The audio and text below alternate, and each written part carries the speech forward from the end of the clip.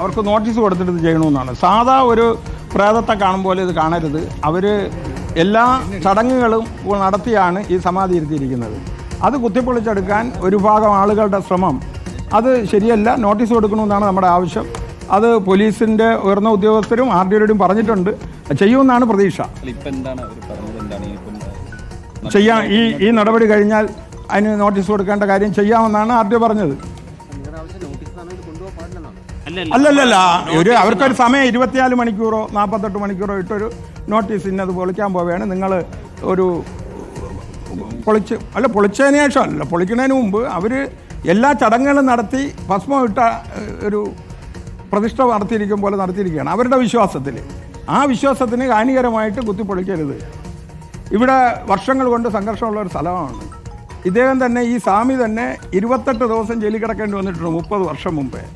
അപ്പം അതൊക്കെ നിങ്ങൾ സമാധാനത്തിലൂടെ ഇരുഭാഗത്തിനെ യോജിപ്പിച്ച് കൊണ്ടുവന്ന് ഒരു ഭാഗം ആളുകൾക്ക് ഇത് ഇഷ്ടപ്പെടാതെ വന്നാൽ അത് അച്ഛനും അമ്മയ്ക്കും ആക്കും തടസ്സമില്ല എന്നും പറഞ്ഞ് മാൻ മിക്സിങ് കേസ് ഉണ്ടെന്ന് പറയുന്നത്. അതിന് സമയം കൊടുത്തുകൂടെ? ഇത് ആരും എടുത്തോണ്ട് പോയില്ല. സുമാരക്കുറുപ്പിനെ ഇതുവരെ പിടിച്ചില്ല. മാൻ മിക്സിങ് അല്ലേ ഇത്? ഇതിനകത്തിരിക്കുകയല്ലേ.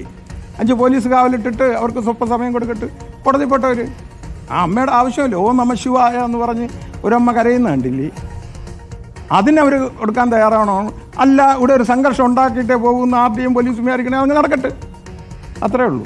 അല്ല, ഇതിനകത്ത് RDO കേവലം പോലീസ് റിപ്പോർട്ടിന്റെ മാത്രം അടിസ്ഥാനത്തിലാണ് RDO പെരുമാറുന്നത്. അദ്ദേഹം ഒരു മജിസ്റ്റീരിയൽ പവറുള്ള വ്യക്തിയാണ്. അദ്ദേഹം കുടുംബത്തെയും കൂടെ കേൾക്കാൻ RDO തയ്യാറാവണം.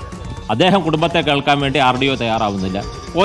പോലീസിന്റെ കേവലം CRPCയുടെ മാത്രം അടിസ്ഥാനത്തിൽ പോലീസ് പെരുമാറും. ഓക്കെ, പക്ഷേ RDO പെരുമാറേണ്ടത്, ബഹുമാനപ്പെട്ട RDO പെരുമാറേണ്ടത് അങ്ങനെയല്ല. അദ്ദേഹം ഈ കുടുംബത്തിന്റെ കൺസേൺ കൂടെ കേൾക്കണം. കൂടെ അദ്ദേഹത്തിന്റെ മകൻ രാവിലെയും വൈകുന്നേരവും പൂജ നടത്തുന്ന സ്ഥലമാണ്. ഏതെങ്കിലും ഒരു ദുരൂഹ മരണം നടത്തി കുഴിച്ചിട്ട ഒരു ലാഘവത്തിൽ ഈ ഒരു സമാധി സ്ഥലത്തെ കണ്ടുകൂടാ. അവരിതിനെ പൂജയായിട്ട് നടത്തുന്നതാണ്. അപ്പോൾ ഇന്ത്യ ഒട്ടുക്കും കേരള ഒട്ടുക്കും ഇതുപോലെ ഒട്ടനവധി സമാധികളുണ്ട്. ഞാൻ പേരെടുത്ത് പറയുന്നില്ല. ഇവിടുത്തെ നെയ്യാറ്റിൻകര താലൂക്കിലടക്കം ഇതുപോലത്തെ ഒട്ടനവധി സമാധികളുണ്ട്. ആ സമാധി സ്ഥലങ്ങളെല്ലാം തന്നെ ഭാവിയിലെ വലിയ തീർത്ഥാടന കേന്ദ്രങ്ങളായിട്ട് നമ്മുടെയൊക്കെ തന്നെ മാറിയിട്ടുണ്ട്. അത് ഈ കഴിഞ്ഞ ഒരാഴ്ചയ്ക്ക് മുമ്പ് തന്നെ അങ്ങനെയുള്ള തീർത്ഥാടന കേന്ദ്രങ്ങൾ നമ്മുടെ ഉണ്ട്. ആ തീർത്ഥാടന കേന്ദ്രം 100-130 വർഷമായിട്ടുള്ള തീർത്ഥാടന കേന്ദ്രങ്ങളുണ്ട്. അതുകൊണ്ട് അതിന് സമാനമായിട്ട് അവരുടെ കുടുംബത്തിൻ്റെ ഒരു ആഗ്രഹമാണ് ഭാവിയിൽ ഇതൊരു തീർത്ഥാടന കേന്ദ്രമായിട്ട് മാറും എന്നുള്ള. അവരങ്ങനെ പൊരുതി നടത്തി അവർ രാവിലെയും വൈകിട്ടും പൂജ നടത്തുന്നതാണ്. ഇത് ഏതെങ്കിലും ഒരു ആളെ കുഴിച്ചിട്ട് മാത്രം ഒരു ലാഘവത്തിൽ ഇതിനെ എടുക്കാൻ വേണ്ടി പാടില്ല. RDO ഒരു മജിസ്റ്റീരിയൽ ഓഫീസറാണ്. അദ്ദേഹം കുടുംബത്തിൻ്റെ കൺസേൺ കൂടെ കേവലം ഒരു പോലീസ് റിപ്പോർട്ടിലെ CRPCയുടെ മാത്രം ഒരു രീതിയിൽ അദ്ദേഹം ഇതിനെ കാണരുത് എന്നുള്ളൊരു ആവശ്യമാണ്. അത് നമ്മൾ RDOയുടെ മുന്നിൽ വെച്ചിട്ടുണ്ട്. അദ്ദേഹം മുകളിലുള്ള ആൾക്കാരോട് ചോദിച്ചിട്ട് പറയാമെന്നാണ് നമ്മളോട് ഇപ്പോഴും വാക്ക് തന്നിരിക്കുന്നത്. ആ വാക്കാരം